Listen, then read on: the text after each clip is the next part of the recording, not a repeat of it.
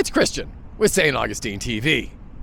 You know, for more than a quarter of a century, St. Augustine has been pondering a question of grave civic importance: how to beautify its ugliest corner and, in the same breath, reconcile its historic downtown with West Augustine. Over the years, the idea evolved into what the city planners called the West Augustine Gateway. Later, it was fashionably rebranded as a mobility-oriented center at the north end of King Street, right here. The conversation began as early as the year 2000. The goal wasn't just about aesthetics or feel. It was about equity, access, and opportunity, especially for West Augustine, historically poor and predominantly African American, and long separated from downtown by infrastructure and neglect. The vision was ambitious: apartments above tasteful retail shops, a new police station, and behind these, a discreet parking garage. There was even talk of a future rail connection to Jacksonville. True, modern, new urbanist planning. The idea sold was mixed-use density, walkability, and multimodal transportation. Very European in vibe. When I moved here in 2015, the city was actively seeking public input. Residents showed up, online surveys were answered, public workshops were held, and plans were refined. The promise was that this project would stitch the city together. No more dividing line between downtown and the west side. Fast forward 26 years, what will the city receive after this prolonged gestation? A massive, generic, 650-space parking garage. Nearly the size and scale of the current downtown parking garage. It will dominate historically what was the main gateway into the city. After all those years, input and planning, this is what the city gets. To me, it feels a little bit like a bait and switch. Instead of getting a gateway, the city is getting a wall. And congestion? Fear not, it will multiply. The garage will not cure traffic, it will summon it. Automobiles will stream down US 1, converging on an intersection already known for its rush hour paralysis.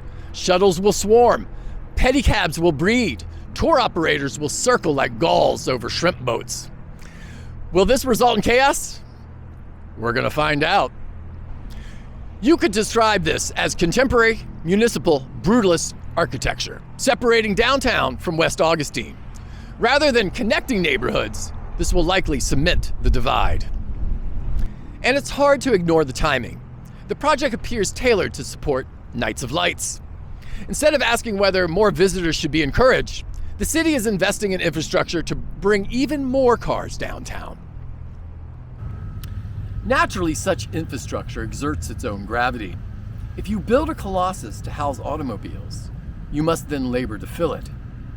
Tourism officials will be compelled to pack the city with ever more warm bodies, to cover fiscal obligations and to justify its existence. They paved paradise to put up a parking lot. You see, all of this unfolds in a city nearly preordained, nearly perfect for walking, cycling, and now e-transportation. The terrain is flat, the distances are short, and the winters are mild. Yet meaningful investment in these alternatives has been shelved, not even meaningfully considered. What I find even more baffling, the city continues to miss an opportunity to create a rail trail using an existing abandoned rail line that starts right here in West Augustine. And it connects to the existing 19-mile Palatka Trail, which then connects to the 47-mile Lake Butler Trail. That would be an amazing recreational and alternative transportation opportunity. It's right here. We're less than 1,000 yards from the Blue Hen.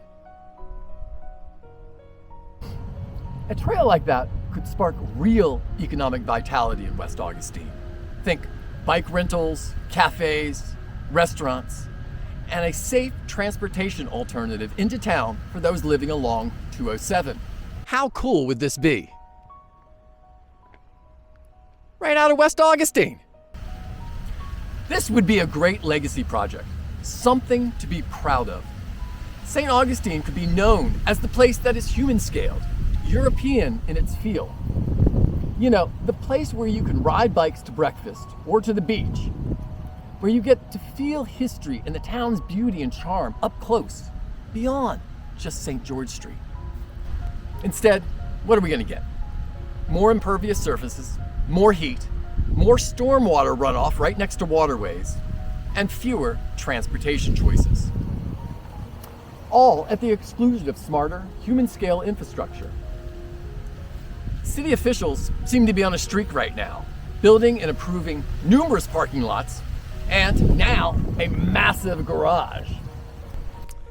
Sometimes I get the sense that they would knock down the Castillo if they thought it would encourage more tourism and to pack more cars downtown. Thankfully, it's a national park. There's another issue: the cost.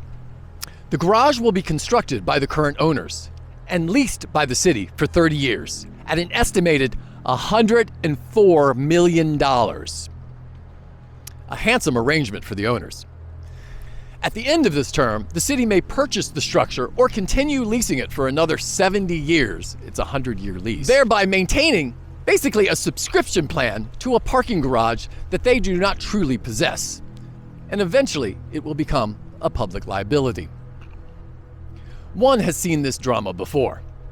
In the 1970s and 80s, cities, such as my native Baltimore, beset by blight and decline, erected parking garages in hopes of resurrecting their downtowns. Half a century later, those same garages stand as hulking relics, costly to maintain, awkward to repurpose, and obstructing higher and better uses of precious land. They are monuments not to revival or progress, but to short-sightedness. This is not enlightened city planning.